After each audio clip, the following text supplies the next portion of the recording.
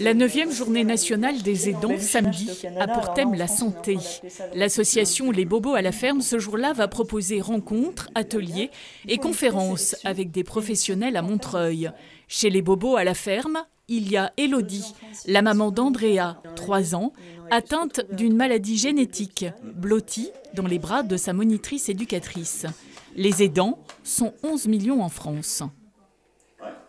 Il y a une méconnaissance du statut d'aidant et je veux dire, il y a un épuisement aussi au bout d'un certain temps. Je veux dire, je pense que c'est quelque chose qui est naturel au départ, bien évidemment. Quand on a quelqu'un de sa famille qui est malade, on va l'aider.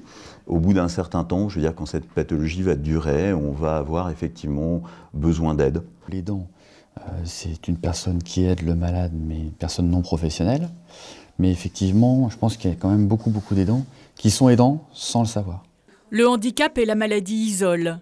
De ce constat est né le projet d'Élodie et Louis du laboratoire de répit. Le gîte est sorti de terre en juin et devrait accueillir ses premiers hôtes en avril.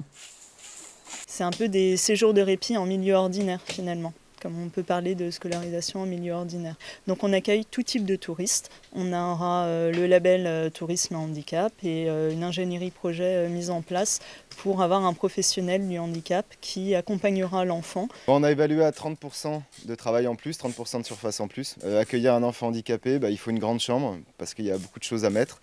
Il y a un verticalisateur, il y a un fauteuil roulant, une poussette adaptée. Et il faut aussi, pour que les gens se sentent à l'aise, ils ne rentrent pas dans une chambre où effectivement c'est encore un tas de trucs médicalisés, mais que voilà, il y a de l'espace. 80% des parents aidants se séparent.